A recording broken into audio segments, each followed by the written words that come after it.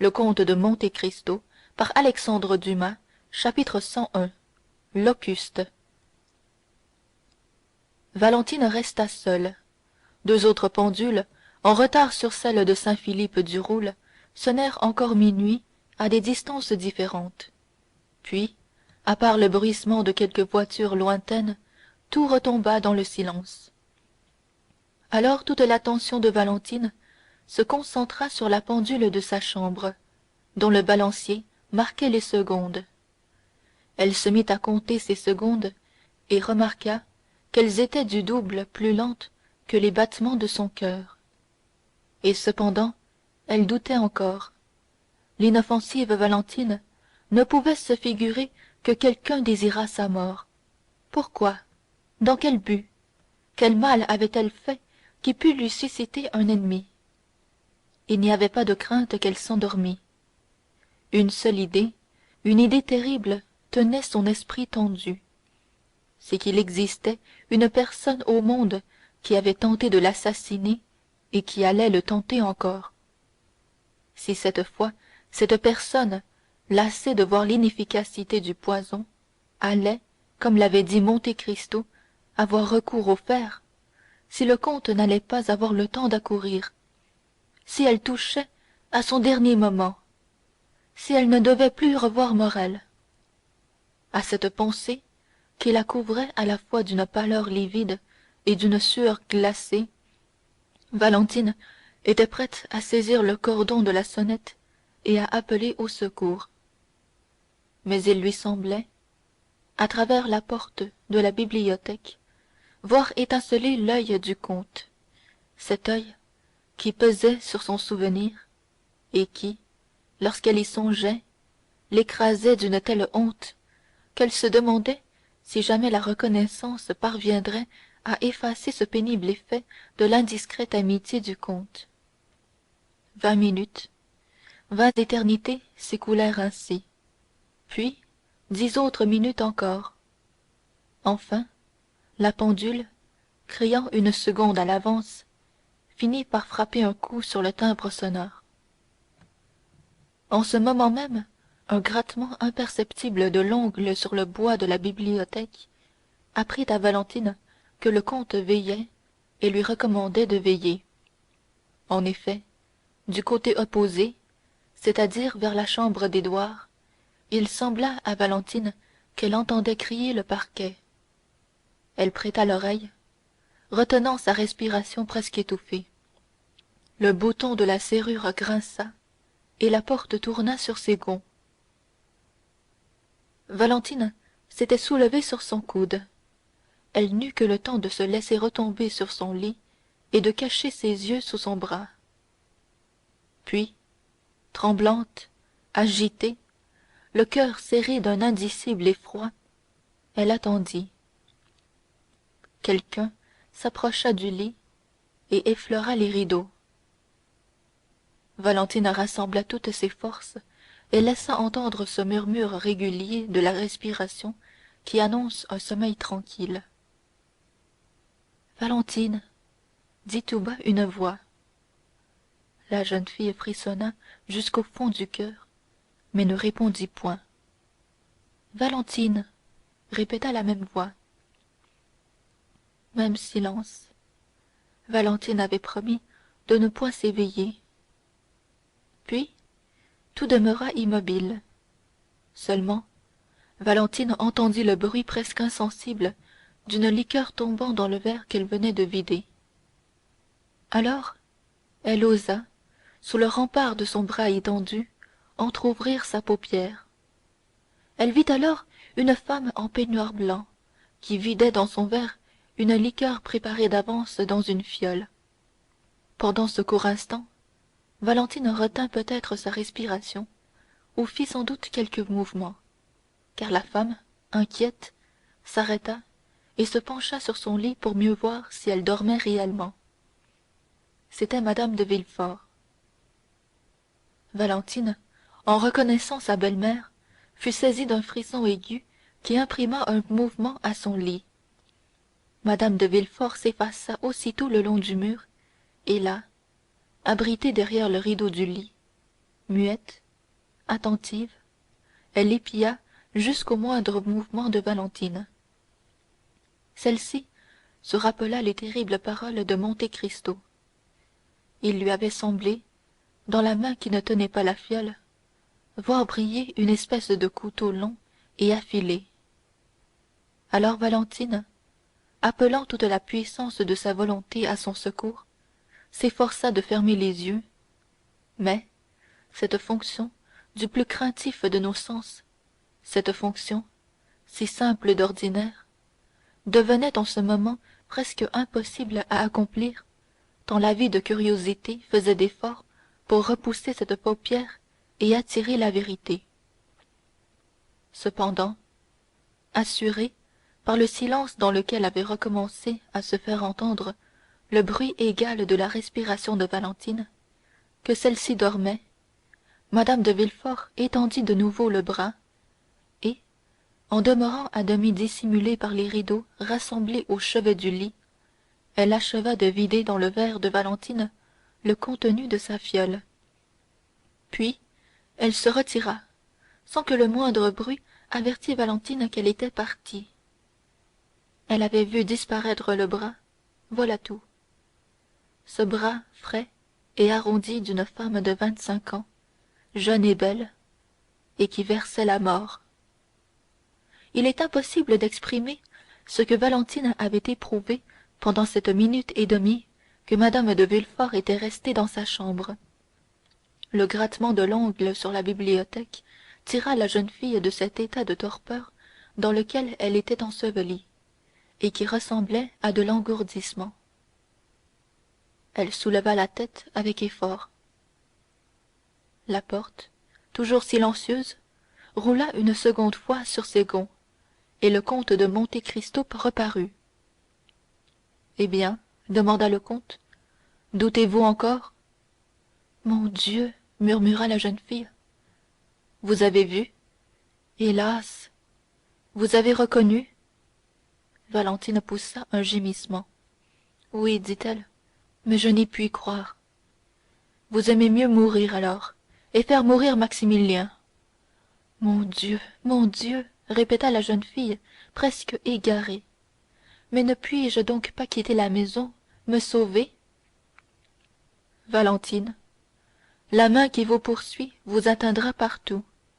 À force d'or, on séduira vos domestiques, et la mort s'offrira à vous, déguisée sous tous les aspects, dans l'eau que vous boirez à la source, dans le fruit que vous cueillerez à l'arbre.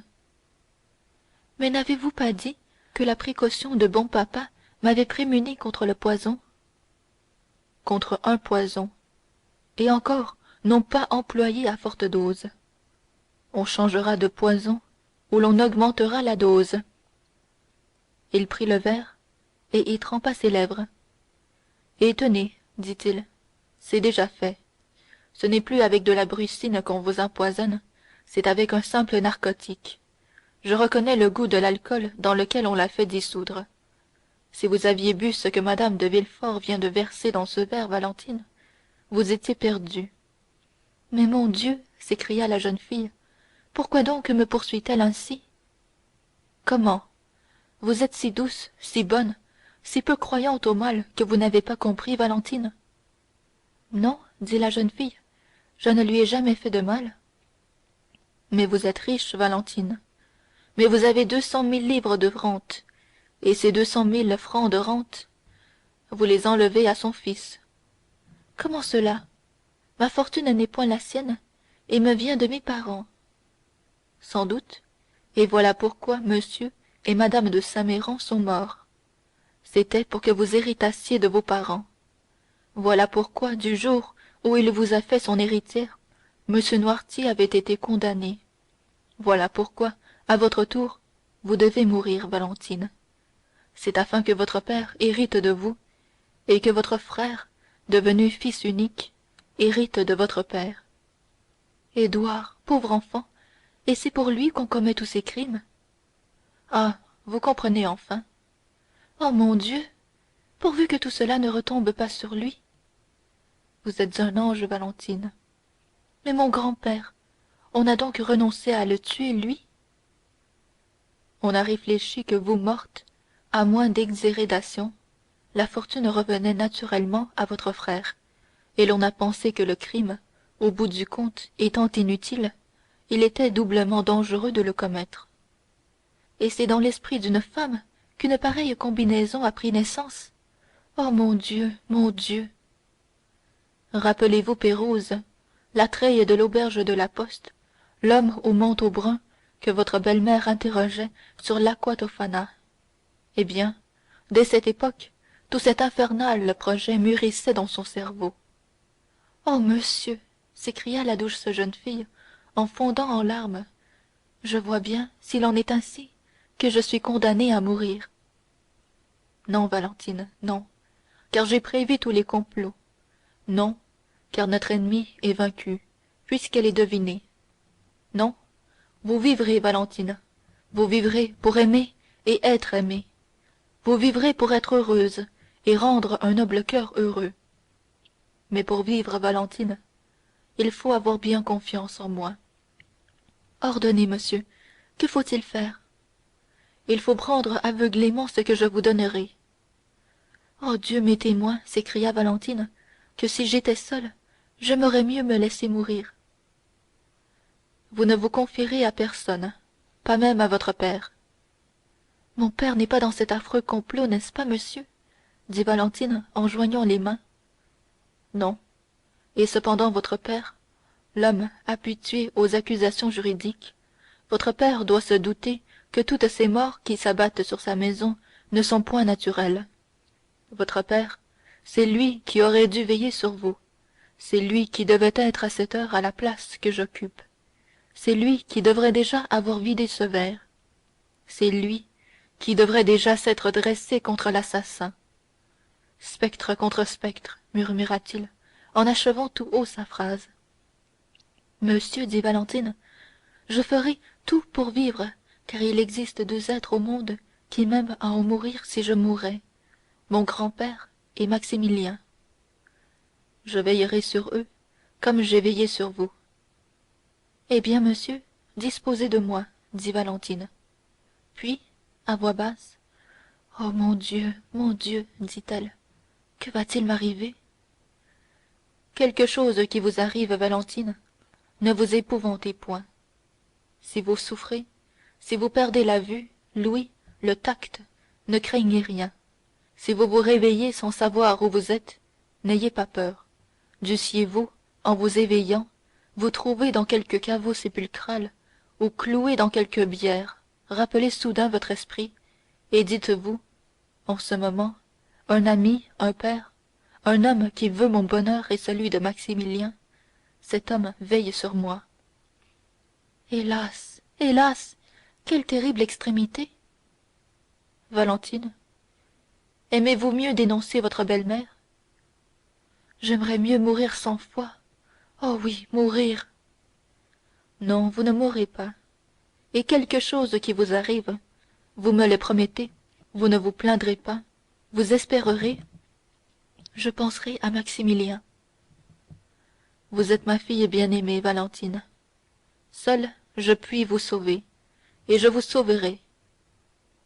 Valentine, au comble de la terreur, joignit les mains, car elle sentait que le moment était venu de demander à Dieu du courage, et se dressa pour prier, murmurant des mots sans suite, et oubliant que ses blanches épaules n'avaient d'autre voile que sa longue chevelure, et que l'on voyait battre son cœur sous la fine dentelle de son peignoir de nuit. Le comte appuya doucement la main sur le bras de la jeune fille, ramena jusque sur son cou la courte pointe de velours, et, avec un sourire paternel, ma fille, dit-il, croyez en mon dévouement, comme vous croyez en la bonté de Dieu et dans l'amour de Maximilien. Valentine attacha sur lui un regard plein de reconnaissance, et demeura docile comme un enfant sous ses voiles. Alors, le comte tira de la poche de son gilet le drageoir en émeraude, souleva son couvercle d'or et versa dans la main droite de Valentine une petite pastille ronde de la grosseur d'un pois. Valentine la prit avec l'autre main et regarda le comte attentivement. Il y avait sur les traits de cet intrépide protecteur un reflet de la majesté et de la puissance divine. Il était évident que Valentine l'interrogeait du regard. Oui, répondit celui-ci. Valentine porta la pastille à sa bouche et l'avala. Maintenant, au revoir, mon enfant, dit-il. Je vais essayer de dormir, car vous êtes sauvé. Allez, dit Valentine, quelque chose qui m'arrive, je vous promets de n'avoir pas peur. Monte Cristo tint longtemps ses yeux fixés sur la jeune fille, qui s'endormit peu à peu, vaincue par la puissance du narcotique que le comte venait de lui donner. Alors, il prit le verre, le vida aux trois quarts dans la cheminée, pour que l'on pût croire que Valentine avait bu ce qu'il en manquait, le reposa sur la table de nuit, puis, regagnant la porte de la bibliothèque, il disparut, après avoir jeté un dernier regard sur Valentine, qui s'endormait avec la confiance et la candeur d'un ange couché aux pieds du Seigneur. Chapitre 101.